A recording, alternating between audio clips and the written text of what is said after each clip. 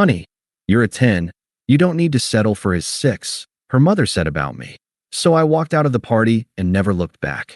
Now her 10 isolated her, scammed her parents, and she's begging me to save her. Hey viewers, before we move on to the video, please make sure to subscribe to the channel and hit the like button if you want to see more stories like this. Thanks. I've never been the kind of guy who fills a room when I walk in. I'm the one who stands near the edge of a conversation, smiling, listening more than talking. I don't wear designer or anything. I drive a used Civic, and I still pack my lunch for work. It's not glamorous, but it's mine.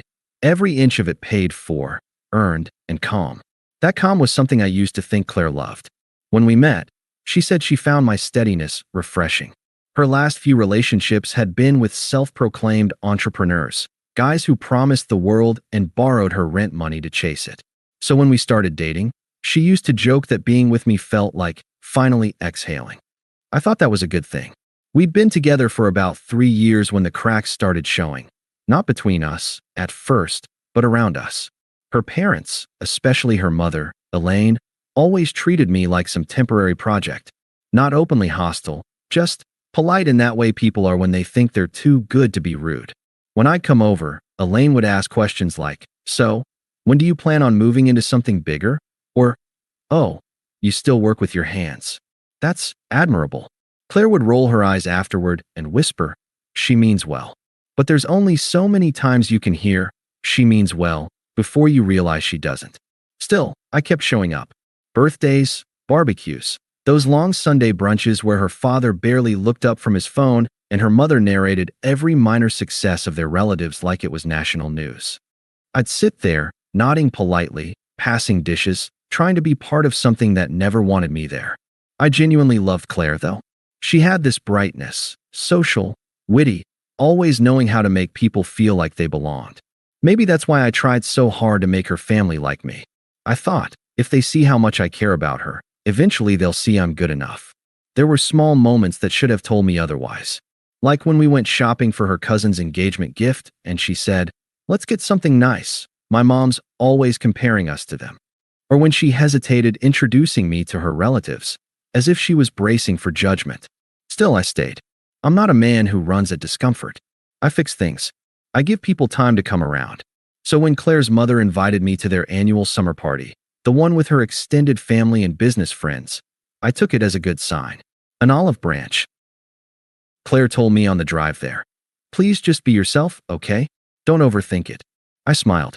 I'm always myself. That's the problem, isn't it? She didn't answer. I brushed it off. Maybe I was being sensitive.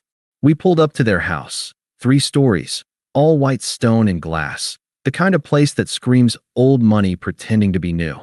Elaine greeted us at the door, air-kissed Claire, then gave me the kind of smile people save for waiters who bring the wrong order but try their best anyway. "Glad you could make it," she said. "We have some real go-getters here tonight. Maybe you'll make a few connections." I told her I'd do my best, though I wasn't sure what that meant. Inside, everyone looked polished. Expensive watches, loud laughter, people introducing themselves with job titles instead of names. I poured myself a drink and stayed close to Claire, listening, nodding, occasionally adding a word when invited. It was fine for a while.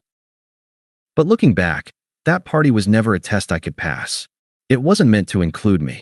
It was meant to remind Claire what she could have if she didn't settle. And that reminder was coming. Sharp, public, and dressed as motherly advice. The night started fine. Predictable, even. Elaine's parties were always the same. White wine, surface-level laughter, and people pretending to enjoy each other's success stories. I stuck to the quieter corner of the patio, chatting with a cousin of Claire's about football, just trying to blend in. Claire was in her element, floating from group to group, smiling that practiced social smile. Every time she laughed, people looked at her like she was a reflection of her parents' success. And me? I was her +1. Background decoration in a borrowed collared shirt. After dinner, the crowd shifted into that comfortable buzz, half drunk, half bored. I was helping stack empty plates when I heard Elaine's voice cut through the chatter. "Claire, darling," she said, clinking her glass for attention. "Come here a moment." Claire hesitated, but went. I stayed where I was, setting a plate down, not realizing yet that I was about to be the evening's entertainment. Elaine motioned toward her daughter and said, loud enough for the whole patio, "You really do light up a room, sweetheart.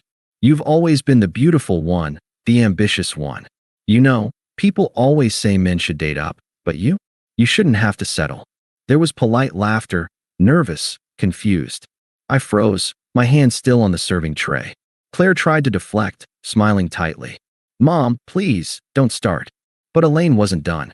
She looked at me, then back at her guests, and delivered the line like she'd been saving it for years. "Honey, you're a 10.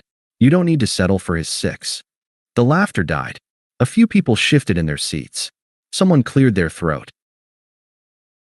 Claire's father gave the kind of half-smile people give when they want to disappear. I could feel my ears getting hot. Every eye on the patio was suddenly on me. Me, the 6. Claire's face went pale. "Mom, stop." "That's not." Elaine just waved her off, sipping her wine. "I'm just saying what everyone's thinking. You're young, gorgeous, and you've got options. Don't tie yourself down before you see what's out there." Claire didn't defend me. She just stood there, speechless, embarrassed, but not for me. For herself. That was the moment it clicked. Not that Elaine disrespected me. I already knew that. What hit me was that Claire's silence wasn't shock. It was agreement. I looked around at the faces, smug, pitying, entertained. I wasn't angry. I just felt done. Like someone had finally said out loud what I'd been pretending not to feel all along. I set the tray down. The noise faded behind me like someone had turned down the volume. I walked toward the patio steps. Elaine called after me, sounding almost amused. "Oh, don't be so sensitive, dear. It was just a joke." I turned back just enough to meet her eyes. My voice was steady. "You're right, Elaine. Your daughter shouldn't have to settle." And then I looked at Claire. She opened her mouth to speak, but nothing came out. "Congratulations," I said quietly. "You've got your 10. Then I walked through the garden, out the gate, and down the street to where my Civic was parked. The sound of polite conversation behind me started up again, filler noise to bury the awkwardness I'd left behind. I drove home in silence. No music, no calls. Just the sound of tires on asphalt and the faint sting of disbelief fading into something colder. When I parked, I sat for a moment, staring at the steering wheel. I wasn't angry, not in the way I thought I would be. There was no shaking, no urge to yell or text or demand an apology. Just this sharp, clean clarity. I had just been publicly humiliated by people I'd tried to impress for years, and the woman I loved had let it happen. I went inside, opened my phone, and saw 3 missed calls from Claire. Then a message, "Claire, you overreacted." She was joking. "Please don't make this bigger than it is." Another followed a few minutes later. "Claire, you embarrassed me, you know? Everyone's talking about how you stormed off." I read them both, turned off the screen, and placed the phone face down on the counter. That night, I slept better than I had in months. Because for the first time, I wasn't trying to belong where I wasn't wanted. The next morning, I woke up early, showered, and made coffee like it was any other Sunday. But something inside me had clicked into place, something quiet and irreversible. Claire showed up around noon. No text beforehand, just the sound of her key in the lock. I was sitting on the couch, laptop open, pretending to read emails I didn't care about. She stepped inside, looking nervous, but still trying to hold that confident posture she always had. "So that's it. You just walk out of a family event like that and ghost me all night." I didn't look up. "You let your mom humiliate me in front of 20 people." "She was drunk," she said quickly. "You know how she gets." I didn't want to make it worse by starting a fight in front of everyone. I shut the laptop. "You didn't have to start a fight. You just had to say she was wrong." She hesitated, the tiniest flicker of guilt, then crossed her arms. "You're overreacting." She was being an idiot, yes, but everyone knows she runs her mouth. "You can't just storm out and make me look crazy in front of my family." There it was again. Make me look crazy. Everything was about optics with her.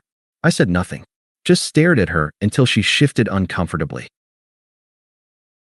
"I mean," she added, softer now, "you know she doesn't mean it. She just wants what's best for me."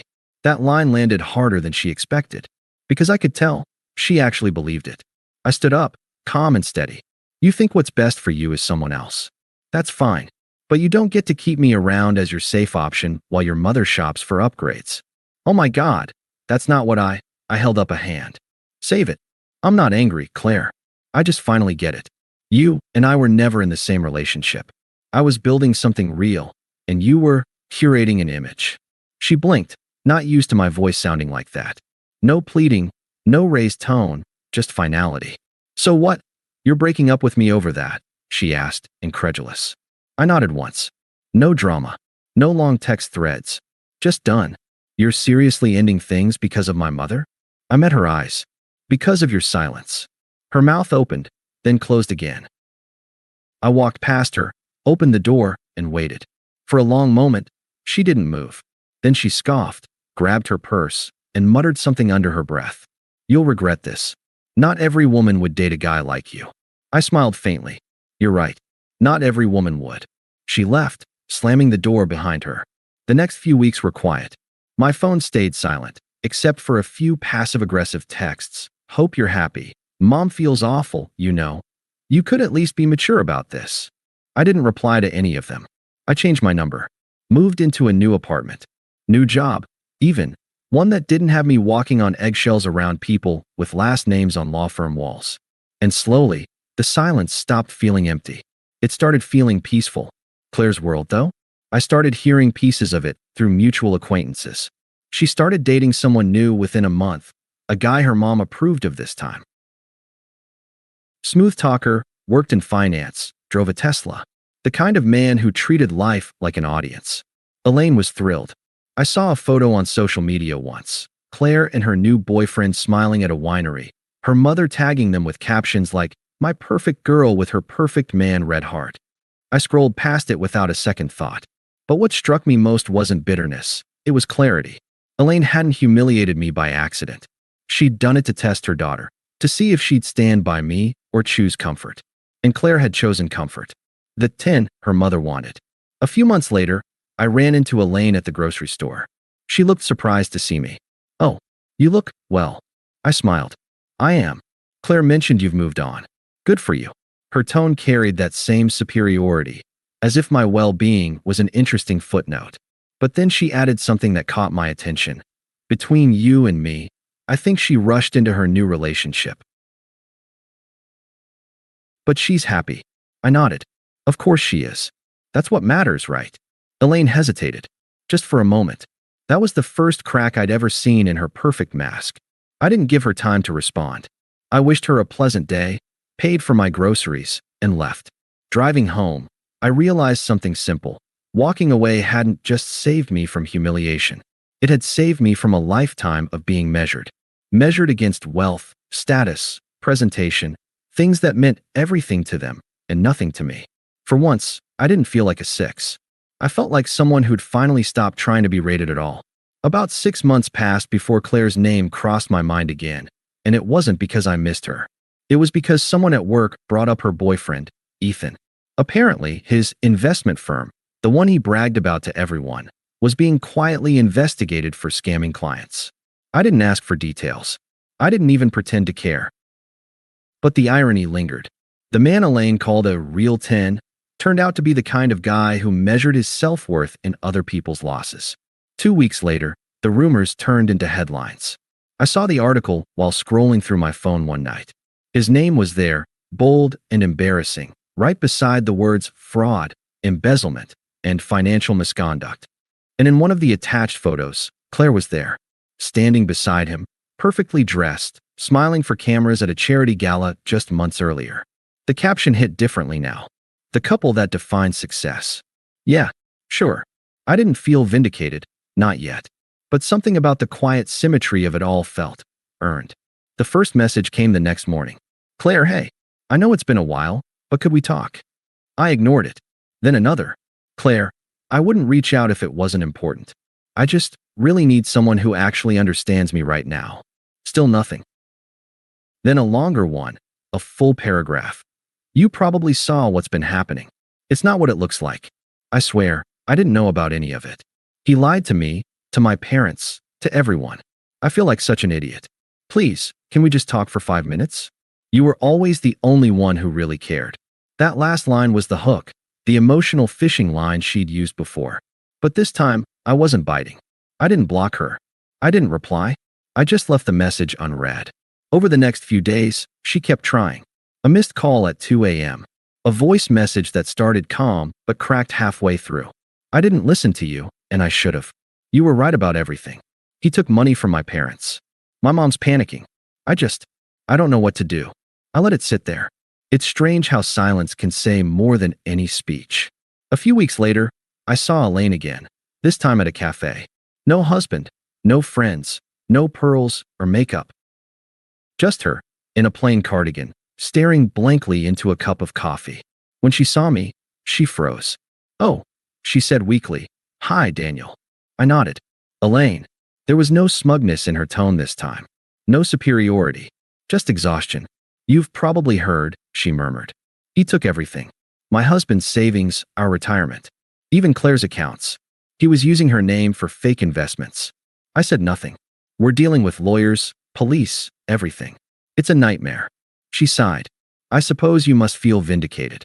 I took a slow sip of my coffee and said evenly, "No. I just feel lucky." Elaine's jaw tightened. For a moment, she almost looked like she might cry, but pride wouldn't let her. "She's been trying to reach you," she said quietly. "She thinks you could help her. Maybe give her some guidance." I almost laughed at the irony. Guidance from the man she once called a six. "I hope she figures things out," I said, standing to leave. "But I'm not the person she needs to call anymore." "You really won't even speak to her?" I looked her in the eye. "Your daughter and I already had our final conversation. She just didn't realize it." And then I walked away, again. This time, there was no sting, no regret. Just peace. 2 nights later, I finally listened to Claire's latest voicemail. Not because I cared, but because curiosity can be cruel sometimes. Her voice was smaller now. "I'm sorry. I really am. I thought I knew what I wanted, but I didn't. He isolated me from everyone, even my friends. I'm staying with my parents right now, but it's bad. Mom's angry all the time. Dad barely talks. I miss how calm everything used to be. You made things feel safe."